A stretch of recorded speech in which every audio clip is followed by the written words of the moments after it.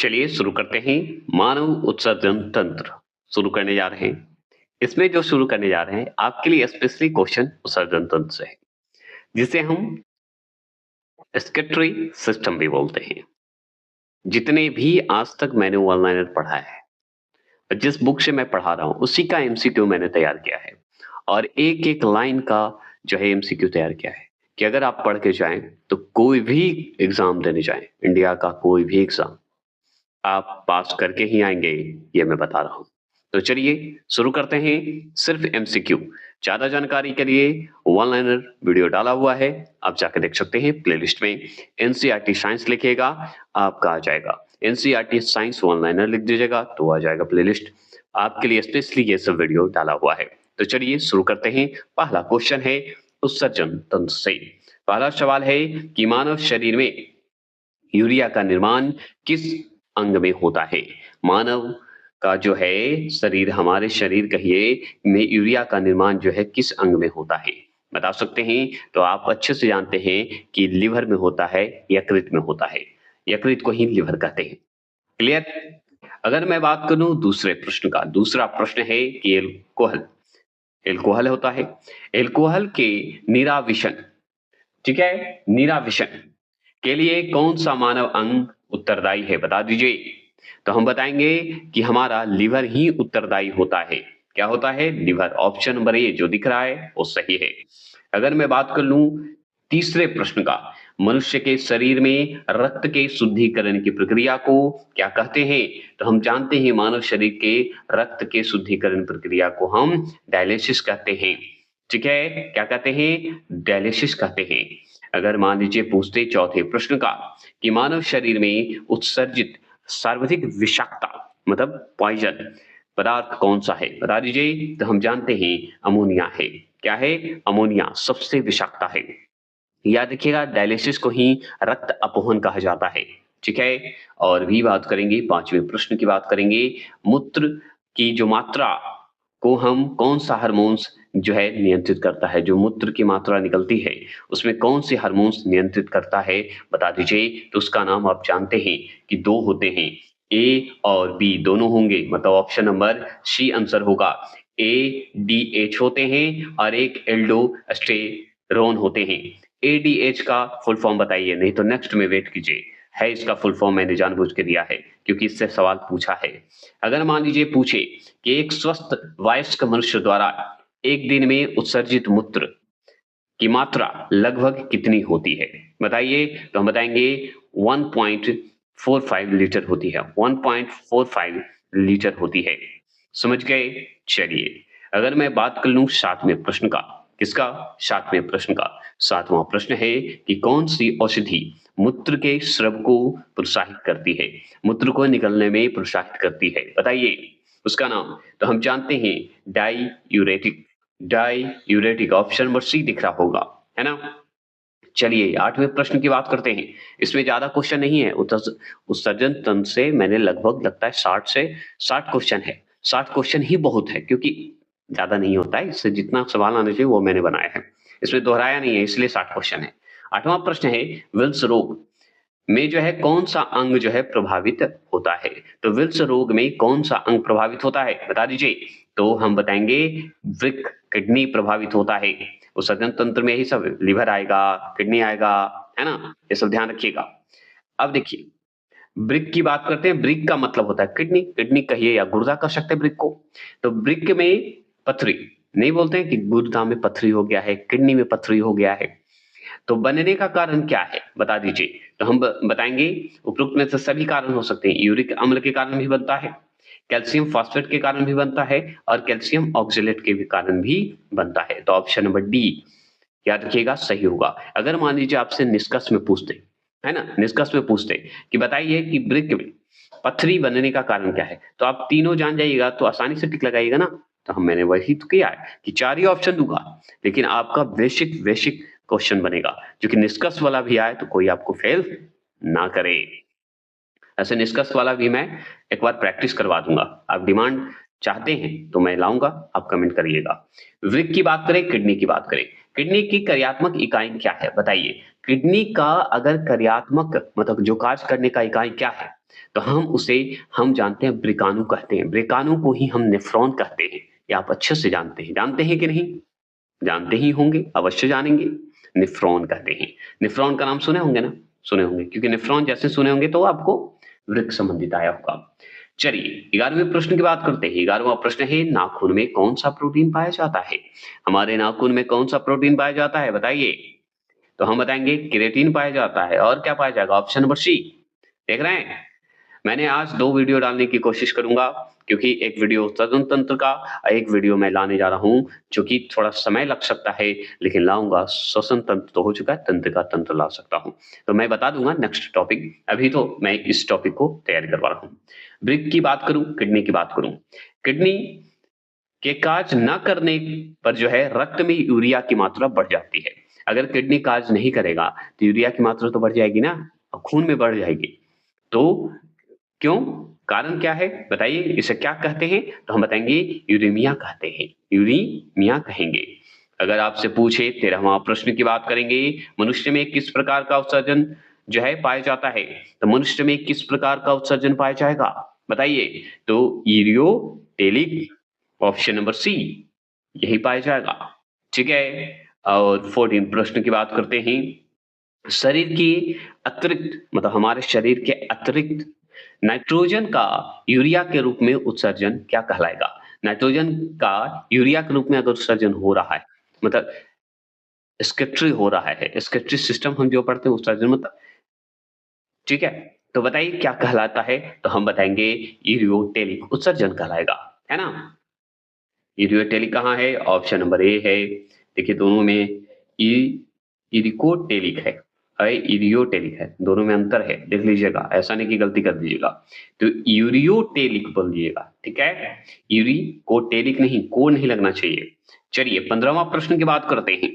15वां प्रश्न है यूरोक्रोम का निर्माण जो है किसमें होता है? यूरोक्रोम का निर्माण किसमें होगा? तो हम बताएँगे लाल रुधिर कणिका में होगा, वो भी लाल रुधिर कणिका के हीमोग्लोबिन में होगा, आरबीसी के हीमोग्लोबिन में होगा। समझ गए? अगर 16वें प्रश्न की बात करेंगे, तो हम बताएँगे वृक्क किडनी, किडनी से प्रति मिनट औसत रक्त प्रवाह कितना होता है? मतलब रक्त कितना बहता है? बताइए किडनी से प्रति मिनट। बताएँगे तो हम बताएँगे 1 से लेके 1.2 लीटर होता है। अगर मान लीजिए 17वां प्रश्न आपसे पूछे कि वृक्क के चारों ओर पाए जाने वाले झिल्ली नुमा आवरण जो होता है, झिल्ली से कवर होता है, याद रखिएगा, को क्या कहेंगे? तो हम बताएँगे पेरिटोनियम कहेंगे। क्या कहेंगे? ऑप्शन नंबर बी पेरिटोनियम कहेंगे। 18वें प्रश्न की बात करें, 18वां प्रश्न है किडनी स्टोन में इनमें से कौन-सा लवण जो है साल्ट पाया जाता है? तो किडनी स्टोन में इनमें से कौन-सा लवण जो साल्ट है पाया जाता है? तो हम बताएँगे इसमें से कैल्शियम ऑक्सलेट होगा। याद रखिएगा कैल्शियम ऑक्सलेट होगा ऑप्शन नंबर ए। याद रखिएगा कैल्शियम ऑक्सलेट की जगह पे कभी-कभी कैल्शियम फॉस्फेट भी दे देता है, याद रखना होगा। ठीक है? ध्यान रखिएगा, नहीं तो सबसे पहला जो ऑक्सलेट होगा वही आंसर होगा। अगर ऑक्सलेट नहीं होगा तो फॉस्फेट भी टिक लगा दीजिएगा। 19वां प्रश्न की बात करेंगे। अब देखिए इससे सवाल आ चुका है कि नहीं, एडीएच का पूरा नाम क्या है? बताइए, जो कि मूत्र नियंत्रण वाला पॉइंट है ये, है ना? बताइए। तो हम बताएँगे एडीएच का पूरा नाम क्या है? बता दीजिए। तो हम बताएँगे एंटी ड्यूरेटिक हार्मोन्स कहेंगे। ड्यूरेटिक, है ना? चलिए 20वां प्रश्न की बात करेंगे। 20वां प्रश्न है यूरिया, अमोनिया और यूरिक एसिड में, ठीक है, से मानव शरीर मुख्य रूप से किसका उत्सर्जन करता है? बता दीजिए। बताइएगा यूरियोटेलिक होने के नाते बताना है आपको, ठीक है? तो यूरिया, अमोनिया और यूरिक एसिड से जो है मानव शरीर मुख्य रूप से किसका उत्सर्जन करता है? तो हम अच्छे से जानते हैं यूरिया का करेगा और क्या करेगा, ठीक है? अब 21वां प्रश्न है वह रोग कौन-सा है जिसमें मूत्र के साथ रक्त मतलब ब्लड आता है? बताइए। तो हम उसे हीमोट्यूरिया कहते हैं। क्या कहते हैं? ऑप्शन नंबर बी हीमोट्यूरिया कहते हैं। चलिए 22वां प्रश्न की बात करेंगे। 22वां प्रश्न है कि वृक्क नालिकाओं के क्या बोलेंगे? 20वां प्रश्न है, वृक्क नालिकाओं के दूरस्थ कुंडलित भाग से मुख्यतः किसका पुनरावशोषण होता है? मतलब फिर से तैयार होता है। बताइएगा, तो सोडियम क्लोराइड होता है। समझ गए? Sodium chloride, NaCl। ठीक है? 23वां प्रश्न की बात करेंगे। 23वां प्रश्न है, शरीर का संपूर्ण रक्त किसके माध्यम से शुद्ध होता है? तो शरीर का जितना भी संपूर्ण ब्लड है, किसके माध्यम से शुद्ध होगा? तो हम बताएंगे किडनी के माध्यम से ही हो सकता है, वृक्क के माध्यम से होगा, है ना? अगर मान लीजिए 24 क्वेश्चन नंबर की बात करें, तो 24 क्वेश्चन नंबर है, गठिया रोग का मुख्य कारण क्या है? तो गठिया रोग का मुख्य कारण यही है कि जोड़ों में यूरिया जो यूरिक एसिड होते हैं, यूरिक एसिड के क्रिस्टलों का जमा होना, मतलब पत्थर की तरह जम जाना, कठोर जम जाना, उसी को क्रिस्टल बोलते हैं, है ना? चलिए, तो बी आंसर हो गए। 25 क्वेश्चन नंबर की बात करते हैं, थोड़ी बाहरी आवाज को इग्नोर करिएगा। 25 क्वेश्चन नंबर है, गठिया रोग, जो गठिया रोग होते हैं, गठिया रोग में यूरिक एसिड किस रूप में जोड़ों में एकत्रित होता है? जोड़ा जो हम लोग का घुटना है वो मोड़ने में वहां पे दिक्कत होती है, तो किसके कारण? तो हम बताएंगे कि सोडियम यूरेट के कारण, सोडियम यूरेट के कारण होता है। ये बात भी ध्यान रखने की चीज है। ठीक है, कोई दिक्कत नहीं होनी चाहिए। चलिए 26 क्वेश्चन नंबर की बात करें, किसकी? 26, वृक्क, किडनी। किडनी का आंतरिक भाग क्या कहलाता है? किडनी का आंतरिक, जो किडनी के अंदर हमारा है, तो हम बोलते हैं उसे वृक्क मज्जा। क्या बोलते हैं? वृक्क मज्जा बोलते हैं। ठीक, अब देखते हैं 27वां प्रश्न। 27 क्वेश्चन नंबर है कि हेनले लूप, हेनेले लूप जो है मानव शरीर में कहां पर स्थित होता है? बताइए। तो हम बताएंगे ये वृक्क में होगा, मतलब किडनी के नालिका में ये स्थित होता है, हेनले लूप। ठीक है, सी आंसर है। 28 क्वेश्चन नंबर की बात करते हैं। 28 क्वेश्चन नंबर है कि यूरेमिया रोग से पीड़ित व्यक्ति को किसका आवश्यकता, मतलब किसकी आवश्यकता होती है? किसका आवश्यकता, किसकी आवश्यकता होता है? ये थोड़ा मातृभाषा का खेल है। ठीक है, तो यूरेमिया रोग से पीड़ित व्यक्ति को किसकी आवश्यकता पड़ती है, बता सकते हैं? तो हम जानते हैं जो यूरेमिया रोग से पीड़ित होते हैं उन्हें कृत्रिम वृक्क की जरूरत पड़ती है, आर्टिफिशियल किडनी की आवश्यकता पड़ती है। याद रखिएगा, तो ऑप्शन नंबर बी सही होगा। अगर आर्टिफिशियल किडनी की बात करें, कृत्रिम वृक्क मतलब मानव द्वारा बनाया गया किडनी, ऐसे याद रखिएगा। किस सिद्धांत पर कार्य करती है? तो हम जानते हैं डायलिसिस पे ही काम करती है, जो कि आप सबसे फेमस अभी के गुरु प्रेमानंद गुरु को आप जानते हैं, उनका डायलिसिस होता है, तो वो आर्टिफिशियल किडनी के रूप में होता है। याद रखिएगा, तो ऑप्शन नंबर सी जो लगाएंगे वो सही लगाएंगे। अगर मैं बात कर लूं 30वां प्रश्न, 30वां प्रश्न क्या है कि रक्त अपोहन के द्वारा जो है किस प्रकार के रोगी का जो है जीवन काल बढ़ाया जा सकता है? तो रक्त अपोहन के द्वारा किस प्रकार के रोगी का जीवन काल बढ़ाया जा सकता है? तो हम बताएंगे यूरेमिक रोगी, रोगी का बढ़ाया जा सकता है। ठीक है, 31 क्वेश्चन नंबर, 31 क्वेश्चन नंबर है कि पसीने का प्रमुख कार्य क्या है? तो पसीने का जो प्रमुख कार्य है वो है बाष्पीकरण द्वारा शरीर को ठंडा रखना। ठीक है, बाष्पीकरण द्वारा शरीर को ठंडा रखना। 32 क्वेश्चन नंबर है कि किस चक्र को, मतलब चक्र मतलब साइकिल द्वारा जो है यूरिया का निर्माण होता है? कैसे होता है तो बता सकते हैं? तो हम बताएंगे केवरस। याद रखिएगा, केवरस हिंस लीच द्वारा होता है, तो केवरस हिंस लीच चक्र द्वारा किया जाता है। ये बात भी ध्यान रखिएगा। अगर आपसे पूछे 33वां प्रश्न, 33वां प्रश्न है हेमी कार्ड डेटा, संघ के जीवों में उत्सर्जन जो है किस अंग के द्वारा होता है? बताइए। तो हम बताएंगे कोशिका गुच्छ के द्वारा होता है। किसके द्वारा? कोशिका गुच्छ, गुच्छा जैसा होता है उसके द्वारा होता है। अगर 34 क्वेश्चन नंबर की बात करें कि मकड़ियों द्वारा जो उत्सर्जित किया जाने वाला मुख्य पदार्थ है कौन सा है, बता सकते हैं? तो हम बताएंगे गवानीन है, गवानीन ही है जो इंपॉर्टेंट है। अगर मान लीजिए आपसे और सवाल पूछे 35 का, तो 35 सवाल है कि हेनले लूप का आकार कैसा होता है? तो हेनले लूप का आकार जो है यू आकार का होता है। ठीक है, ऑप्शन नंबर बी। और सर्जन तंत्र से जितना हो सकता है सवाल सब खत्म करेंगे, और याद रखिएगा वन लाइनर अगर देखें तो ये इसका एमसीक्यू आपको हर क्लियर होगा। एक एक क्वेश्चन को मैंने तैयार किया है सिर्फ आपके लिए कि कोई भी एग्जाम में आए छूटे नहीं। 36 क्वेश्चन नंबर है कि मनुष्य के मूत्र द्वारा प्रतिदिन उत्सर्जित होने वाला अमीनो अम्ल की जो है मात्रा लगभग कितनी होती है? बता दीजिए। तो हम बताएंगे 1.5 ग्राम होती है। कितनी होती है? 1.5 ग्राम होता है, याद रखिएगा। इमेज के अनुसार भी, मतलब इमेज मतलब के अनुसार ही याद रखिएगा। 37 क्वेश्चन नंबर है कि हेनरी लूप का मुख्य जो कार्य होते हैं किसका? पुनः प्राप्ति करना। पुनः प्राप्ति होता है, पुनः अवशोषण करना, या पुनः जो प्राप्त होता है पुनः अवशोषण करने की बात होती है, ठीक है? एक सवाल को देखिए, खाली पुनः प्राप्ति डाल दिया इसमें हेनरी लूप से। तो इसका मुख्य कार्य क्या है? तो इसका काम है जल और सोडियम क्लोराइड का काम है, ठीक है? जल और सोडियम क्लोराइड का इसका मुख्य कार्य है पुनः प्राप्ति करना। अगर 38 क्वेश्चन नंबर की बात करें, हेनरी लूप किस जीवों के वृक्क मतलब किडनी में पाया जाता है? तो हेनरी लूप जो होते हैं वह किन जीवों की किडनी में पाया जाएगा? तो सरीसृप जो रेंगते हैं, पक्षी जो उड़ते हैं और स्तनधारी में होते हैं। तो ऑप्शन नंबर सी में ये आपको हेनरी लूप मिलेगा, वो भी किडनी में पाया जाता है।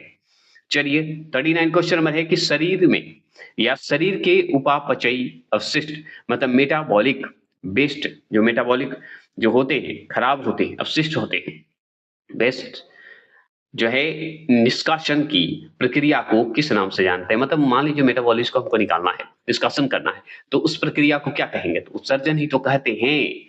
हमारी अच्छी चीज को रखते हैं, पुरानी चीज को निकाल देते हैं, खराब चीज को निकाल देते हैं, उत्सर्जन तंत्र ही कहलाते हैं। 40वां प्रश्न आ चुके हैं, मनुष्य का पूर्ण उत्सर्जन अंग किसे माना जाता है? बताइए। तो किडनी को ही माना जाता है। अगर ये खराब हुआ तो उत्सर्जन अंग का उथल पुथल हो जाएगा, और फिर ऊपर से लीवर भी डैमेज हो जाएगा, क्योंकि लीवर और किडनी यही दो भूमिका निभाता है उत्सर्जन तंत्र में। ज्यादा सवाल आता है, अगर मान लीजिए पूछे केचुआ मुख्य रूप से किस प्रकार का उत्सर्जन करने वाला जंतु होता है? करने वाला जो है जंतु है, बताइए। तो हम बताएंगे अमीनोटेलिक होता है। कौन? केचुआ, अर्थवॉर्म जिसे बोलते हैं। 42 क्वेश्चन नंबर है कि यदि केचुआ को पर्याप्त जल ना प्राप्त हो तो वह किस प्रकार का उत्सर्जी जो व्यवहार करने लगता है? बताइए।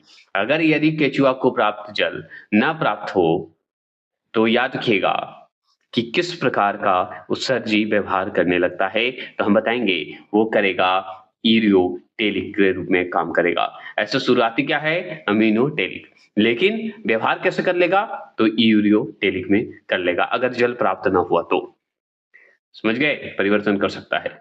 43 सवाल क्वेश्चन है कि जलीय प्राणियों में नाइट्रोजन विनिमय मतलब एक्सचेंज से मुख्य रूप से क्या उत्पादित होता है? तो जलीय प्राणियों में जो नाइट्रोजन होता है उसमें विनिमय जो होता है, एक्सचेंज जो होता है, एक्सचेंज से जो है मुख्य रूप से क्या उत्पादित होगा? तो अमोनिया प्राप्त होता है। क्या होता है? अमोनिया। देखिए बोलने की आदत है अमोनियो, अमोनिया, ठीक है? तो ये आप ज्यादा नोटिस मत कीजिए, आंसर पे ध्यान दीजिएगा। कुछ लैंग्वेज जो मातृ क्षेत्र है या कुछ भी जो क्षेत्र है फन करने में शब्दों के साथ खेलता हूँ, तो ये मत समझिएगा कि गलत है। कुछ स्थलीय जंतुओं में नाइट्रोजन के उपापचय मेटाबॉलिज्म के फलस्वरूप किस अम्ल का निर्माण होता है? तो हम बताएंगे यूरिक अम्ल का होगा, और क्या होगा? चलिए ये भी बात है। 45 क्वेश्चन नंबर है कि पक्षियों द्वारा, पक्षी जो होते हैं द्वारा उत्सर्जित किया जाने वाला मुख्य पदार्थ कौन सा है? बताइए। तो यूरिक अम्ल है, ये हम जानते हैं। 46 क्वेश्चन नंबर है कि कशेरुकी जंतुओं में फेफड़े उत्सर्जन में जो है किस प्रकार सहायता करता है? तो हम बताएंगे CO2 और जलवाष्प के उत्सर्जन के रूप में करता है, याद रखिएगा, ठीक है? तो एक बात ध्यान रखिएगा कि जो लंग्स है, वृक्क है, किडनी है, मतलब वृक्क को किडनी कहते हैं और लंग्स को फेफड़ा कहते हैं, और लिवर, ये 3 जो है उत्सर्जन तंत्र में बहुत अच्छी भूमिका निभाता है, जिसमें किडनी का सबसे ज्यादा है, फिर लिवर का है, तब वृक्क का है, ठीक है? तो इसमें हम उत्सर्जन तंत्र में यही सब पढ़ते जा रहे हैं। आगे चलेंगे कि 47 क्वेश्चन नंबर है कि कशेरुकी जंतुओं में जो यकृत है, लिवर का उत्सर्जन तंत्र में क्या मुख्य कार्य होता है? बताइए। मतलब लिवर का, लंग्स का तो हम जान गए कि CO2 और जलवाष्प के लिए, लेकिन यकृत लिवर का, तो लिवर का क्या है कि अमोनिया को यूरिया में परिवर्तित करता है, ठीक है? ये परिवर्तित करने का काम करता है। अगर 48 क्वेश्चन नंबर की हम बात करेंगे तो कशेरुकी जंतुओं में अगर आंत का पूछे किस पदार्थों का उत्सर्जन करता है, बता दीजिए। तो कैल्शियम एवं धातुओं के लवण में करता है, लवण के लिए या लवणों का करता है, ठीक है? अगर मान लीजिए 49 क्वेश्चन नंबर की अगर बात करें तो कशेरुकी जंतुओं में जो है ब्रिक जो होते हैं किडनी, रुधिर से जो है किन अपशिष्ट पदार्थों को जो है निकालता है? तो हम बताएँगे नाइट्रोजन अपशिष्ट पदार्थों को निकालता है, जैसे यूरिया निकलता है, उसी को कहते हैं। ठीक है? चलिए, नाइट्रोजन अपशिष्ट पदार्थ जैसे यूरिया को करेंगे। 50वां प्रश्न क्या है सुनिए। 50वां प्रश्न है कि निम्नलिखित में से कौन-सा शरीर में मतलब निम्नलिखित में से कौन-सा अंग जो है शरीर में अमोनिया को यूरिया में बदलने और कैल्शियम लवणों के उत्सर्जन दोनों में शामिल नहीं है? तो वो काम जो है ऑप्शन नंबर सी, फेफड़ा का काम नहीं है। फेफड़ा सिर्फ आपको CO2 और जलवाष्प में करता है। ठीक है? अमोनिया को यूरिया में बदलने का काम जो है इसका नहीं है, यकृत का काम होता है, ये हम जानते हैं। तो इसमें दोनों में शामिल नहीं होते, तो ये फेफड़ा नहीं होते हैं। और सब है, यकृत, आंत, ये सब जो है सब है। क्योंकि फेफड़ा में केवल CO2 और जलवाष्प का उत्सर्जन होता है। ठीक है? CO2 और जलवाष्प का। फेफड़ा में सिर्फ, और यकृत और आंत में दोनों होता है। अमोनिया, यूरिया को भी जोड़ सकते हैं आप, कैल्शियम लवणों का भी बात कर सकते हैं। अगर 51 क्वेश्चन नंबर की बात करें, जो है वृक्क असमरी, ठीक है, में जो है खनिज लवण वृक्क के किस विशिष्ट भाग में जमा होते हैं? बता सकते हैं? तो वृक्क की श्रेणी में, याद रखिएगा, जो श्रेणी क्रम में जो बनाया जाता है, पेल्विस बोल दीजिए। अगर मान लीजिए 52 इस पेज के अनुसार अगर देखें, मतलब हम जो बुक है उस अनुसार देखेंगे कि वृक्क पात, ठीक है, फेल्यूअर जिसे बोलते हैं, के 3 मुख्य कारणों में जो है तीव्र वृक्क शोथ और विष मतलब पॉइजन के अलावा तीसरा जो कारण है क्या है, बता सकते हैं? इसमें बताइए क्या कारण होगा? तीसरा क्या कारण होगा बता सकते हैं? तो हम बताएंगे अल्प रक्तदाब हो सकते हैं, लो ब्लड प्रेशर हो सकते हैं। देखिए, शोथ हो सकता है, मतलब कैंसर होने की संभावना है, पॉइजन बढ़ने की संभावना है, और ब्लड प्रेशर की लो होने की संभावना रहती है। अगर मान लीजिए 53 क्वेश्चन नंबर की बात करें, गुर्दा की पथरी बनने में कैल्शियम ऑक्सलेट और कैल्शियम फॉस्फेट के अलावा कौन सा अम्ल एकत्र होते हैं? तो हम बताएंगे यूरिक अम्ल एकत्र होते हैं। तो तीनों मिलकर होते हैं, याद रखिएगा, भूमिका रहता है। अगर मान लीजिए 54 की बात करें, जब वृक्क सामान्य रूप से उत्सर्जन कार्य नहीं कर पाता है और शरीर में विषाक्तता मतलब टॉक्सिसिटी बोलिए या पॉइजन बोलिए, जहर बोलिए, की स्थिति बन जाती है, तो उसे हम क्या परिभाषित कर सकते हैं या क्या परिभाषित किया गया है या किस रूप में बताया गया है? तो हम बताएंगे यूरीमिया के रूप में बताया गया है। समझ गए? अब देखिए, पेज तो है नहीं यहाँ पे, इमेज के अनुसार था, मतलब इमेज में दिया हुआ था, पेज में याद रखिएगा कि उत्सर्जन तंत्र के जो पेज हैं उसके अनुसार जो बुक है, निचले हिस्से में अगर बात करें हमारे, तो फुटर के पास किन हार्मोन्स का नाम लिखा गया है? तो ये छोड़ दीजिए, ये पेज के अनुसार देखा जाए तो बहुत लंबा पेज है, ऑप्शन नंबर सी है इसके, क्योंकि ये हम समझ गए कि इमेज जब तक नहीं देंगे तो पता नहीं चलेगा। नेफ्रेटिस रोग का मुख्य कारण क्या है? तो जीवाणुओं का संक्रमण, ये इंपॉर्टेंट है, याद रखिएगा, बैक्टीरिया का संक्रमण। अगर 57 की बात करें, सिस्टाइटिस या मूत्राशय शोथ मुख्य रूप से किस जीवाणु के संक्रमण से होता है? बता दीजिए। तो हम बताएंगे वी कोलाई के कारण हो जाता है, याद रखिएगा, बैक्टीरिया है ये। अगर आपसे पूछे 58 क्वेश्चन नंबर कि वे पदार्थ जो मूत्र स्रव होते हैं, जो यूरिन निकलते हैं, आउटपुट होते हैं, की मात्रा को बढ़ा देते हैं, क्या कहलाता है? बढ़ा देते हैं तो क्या कहलाते हैं? तो उसे डाई यूरेटिक कहलाते हैं। 59 क्वेश्चन नंबर है कि नेफ्रेटिस रोग के उपचार में इस इमेज के रूप में, मतलब इस पेज के रूप में, अगर देखा जाए पेज है आपके पास, मतलब बुक है वन लाइनर का, तो उसके अनुसार देखिएगा, मतलब उत्सर्जन तंत्र के अनुसार विशेष औषधि का उल्लेख बताइए। मतलब नेफ्रेटिस रोग का अगर ठीक करना है तो किस औषधि का उपयोग करेंगे बताइए? तो हम बताएंगे पेनिसिलिन का इस्तेमाल करेंगे, तभी ठीक हो सकता है, ये हम जानते हैं। 60वां प्रश्न और अंतिम प्रश्न है कि निम्नलिखित में से कौन सा पदार्थ जो है डाई यूरेटिक का उदाहरण है जो मूत्र की मात्रा बढ़ाता है? तो वो है उपरोक्त में से सभी, सुक्रोज, ग्लूकोज और कैफीन। ठीक है, क्लियर।